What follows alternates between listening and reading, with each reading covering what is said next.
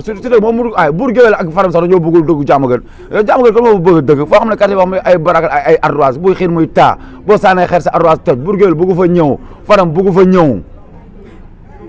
yàlla sa jaamu yàgg bu la ñu sonal waaye yéen a ngeen a tàng foo leen toj Diamaguène ay geesmaan ngeen ay sàcc ngeen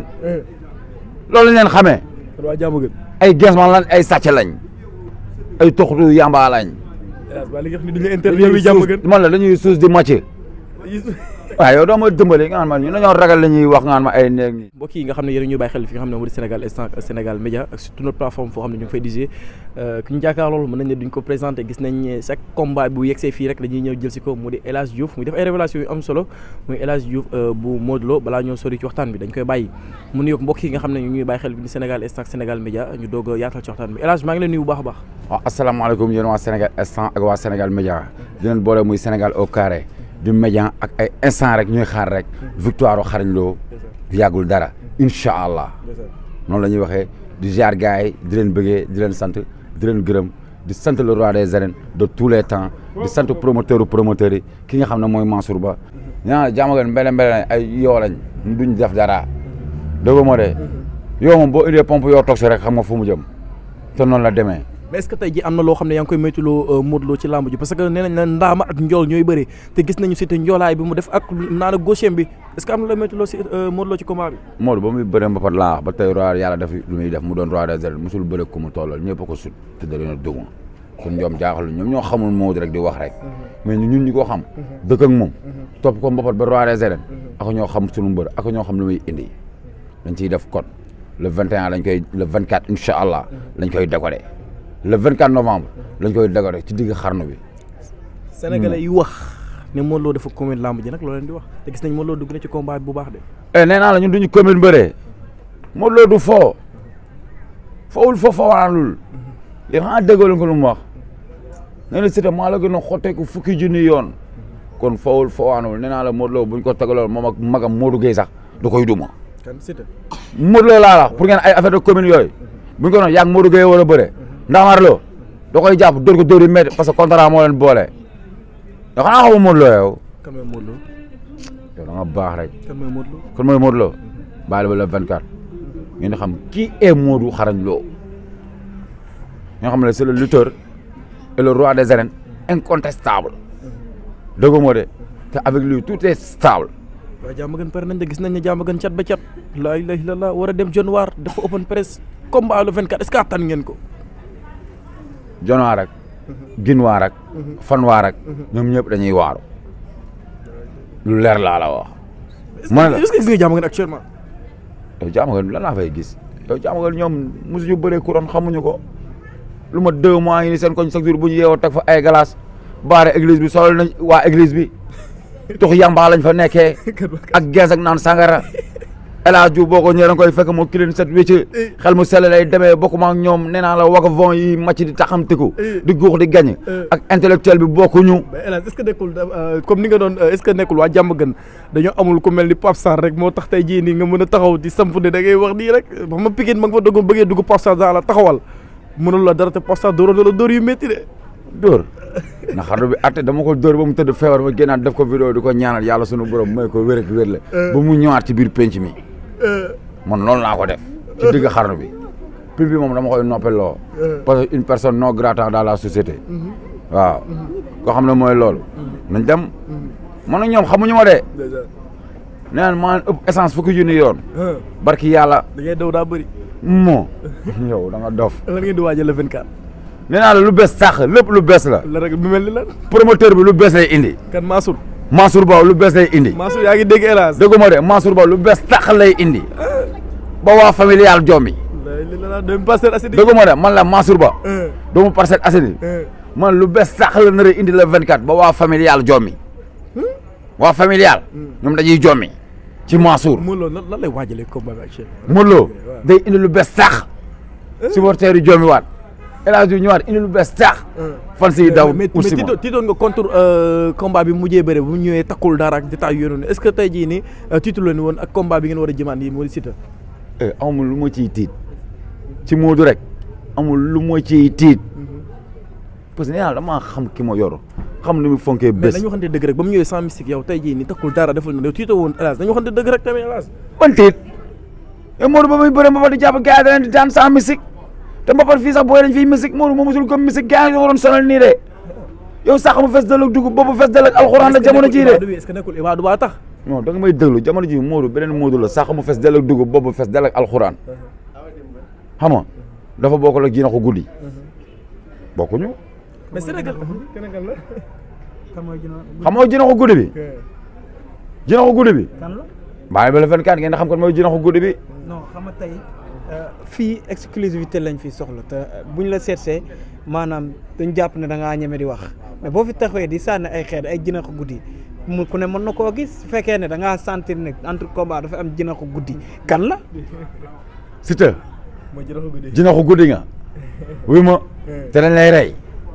bul sonn dañ lay dëgg nga pàcc mënoo si tuus. mais sénégalais yi doon wax tamit kii di Papis Xarañ Lo Modou Xarañ Lo dañu xuloo te gis nañ chaque combat rek nii lay demee loo leen di wax ndax gis nañu démb rek ñoom ñaar ñoo nekkaat fële ci diwaanu Lac Rose.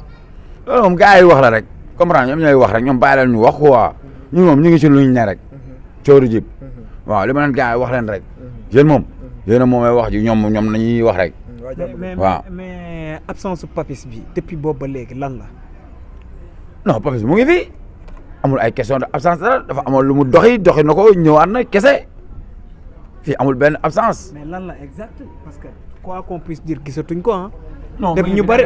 parce que ñu bari ñu ngi wax naan Papis xaritu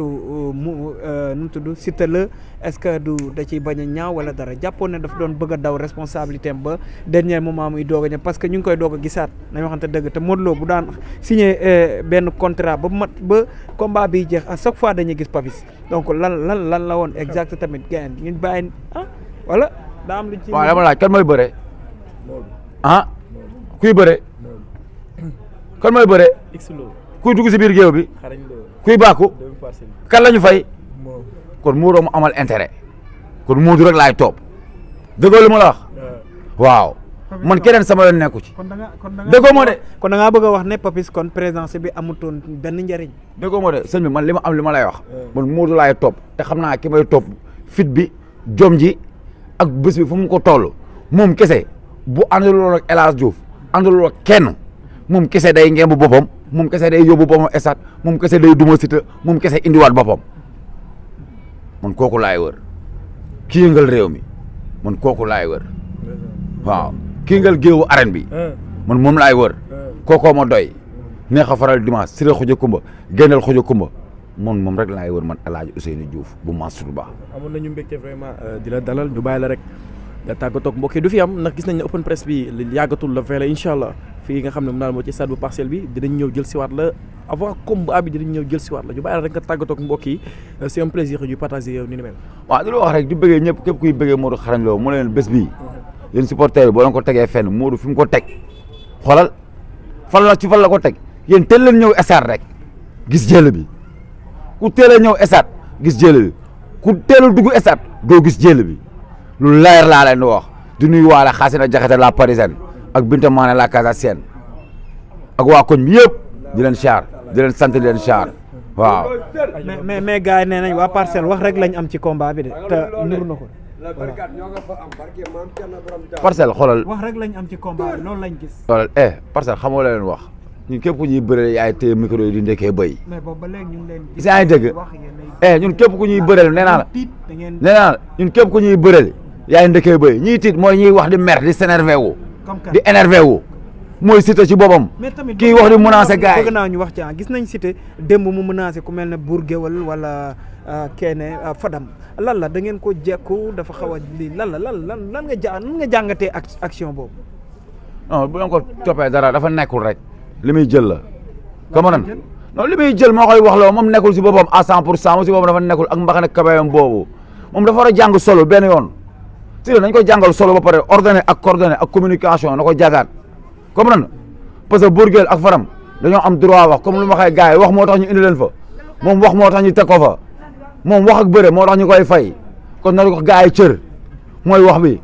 man ay bu kon dëggu jàmm Siteu moom mu ay buur géwél ak faram sax dañoo bëggul dëggu jàmm gën jàmm gën kon moo bëgg dëgg foo xam ne quartier boo xam ne ay barak ay ardoise buy xiin muy taa boo saanee xeer sa ardoise toj buur géwél bëggu fa ñëw faram bëggu fa ñëw yàlla sa jaamu yàgg ba la ñuy sonal waaye yéen a ngeen a tàng foo leen toj jàmm gën ay geesmaan ngeen ay sàcc ngeen loolu lañ leen xamee waa jaamu gën ay geesmaan lan ay sàcc lañ ay toxtu yamba lañ ba li nga xam ne duñu interview yi jàmm gën man la dañuy suus di màcc waaw yow doo ma dimbali nga naan ma ñu dañoo ragal la ñuy wax nga naan ma ay néeg nii ba yow duñu interview jàmm gën man de bis bu ñu duggee ci man laa ilaha illallah Siteu na dugg ci man wala Pimp dugg ci man wala Abou Ndiassé dugg ci man boobaa la ñuy xamee ne man sama kaay ku ci dugg kilo yamba nga ciy fekk yow da nga dof man je suis un digne fils de ce pays j'ai le plein droit de vivre sans crainte d'être réduit en esclavage Pape Sarr xaw na la fi rek rey man nee naa la je suis un digne fils de ce pays j'ai le plein droit de vivre sans crainte d'être réduit en esclavage laa la wax yow kan ngay waxal Pape Sarr ngeen waaye yéen toogal nag xanaa xamul ne di yéen El Hadj yéen yow intellectuel bi ngeen di waxal waaw yow xanaa xamoo kii El Hadj yow taala gars yi mooy seetaan nii sax du dama leen ko wax ne naa ce que vous pensez de moi ne définit pas ce que je suis de oui moi je suis un digne fils de ce pays j'ai une tête pleine expérimentée et quand je veux je peux mais je suis pas comme les illettrés comme les Diamaguène non non non moi je suis pas un Diamaguène waaw oui waa nga yàpp waa jàmm gën combat bi tax na ngeen tiit lu nekk ngeen bëgg ko yàq waa jàmm gën tamit nu mu demee noonu Diamaguène ñun la laay tis si ñoom Diamaguène laay tis si ñoom Diamaguène ma leen di jàpp ma leen di duma bañ daw stade bi barki alxuraanul karim kitaab bi lu leer laa la wax li ma leen di wax see mënu leen ko sib ñoom gëmuñu de ñoom man kan moom mos a yóbbu VAR man man xam nga laay xalaat challenge mais pas VAR xam nga challenge laay xalaat man nee naa la challenge bu ñu ma si doon fay ay milliards laay am parce que man lu ma wax challenge la. ci sa gis-gis décrire ma combat bi naka lay demee. prix dib la dama koy dóor mu daanu nga naka lay demee sama ko bu ko engagé toog jébalu bu engagé ba ko day toog jébalu gumba tëxlu. taala am nañu mbégte de taala moo xam nañ ne lu ma la ko waxee léegi rek taala du fi am mu am suñu yaay booy bu baax du ñàkk la tamit nañ ci wax muy soxna Abibatou vraiment muy def liggéey bu am solo ci douane réew mi dama bëgg rek lancer ma ko benn message nga ne ko liggéey bi muy def am na solo ci douane réew mi Sénégal yëpp kontaan nañ ci moom te gis nañu kàddu yu baax yi nga xam ne mi ngi koy wax ci Modou Lo vraiment depuis combat bi mu taxawee ba léegi rek soxna Abibatou la tudd vraiment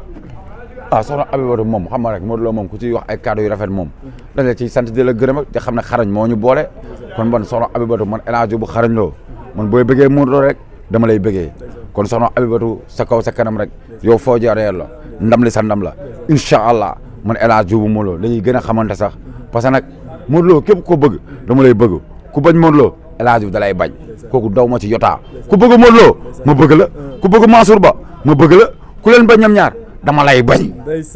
kooku ma ci nëbbul yotaa xoolal sama nijaay bu bañee Modou Lo ma bañ ko déggoo ma de nit da ngay am gëm-gëm nit da ngay am gét nit da ngay am conviction nit doo doon transhumance ci lépp man nee naa la niveau boobu laay demee moo tax man dama gëm sama bopp moo tax man la nit kaddu man loolu laa gëm man gëmu li gars yi gëm yi de gis nga Modou Lo instant mu ngi lakloo suru xam man xoolal fii laay nekk ñu ngi topp mbëri nii comme gars yi topp mbëri bu amee combat ñu ngi sonal mbëri dañoo war a bàyyi mbëri ñuy libre nit boo ko bëggee bu amee combat da nga koy bàyyi mu libre am conscience tranquille am xam naka lay gérer bésam man esprit boobu laa am ñu bëri dañoo jàpp ne maa ngi Modou Lo ñoo toog chaque jour te ba ma ko gëjee gis yàgg na barki alxuraan te fii laay toog di ko défendre saa su ne waaw parce que nag bëggantuuma damaa bëgg dëgg ma bëggantuuma laa la wax nee naa la damaa bëgg waaw lu fees ci biir feeñ ci biti dëgg neexul. Sénégal instant Sénégal Média sa kaw ca kanam baaw. C'est bon. Hélas neex na de.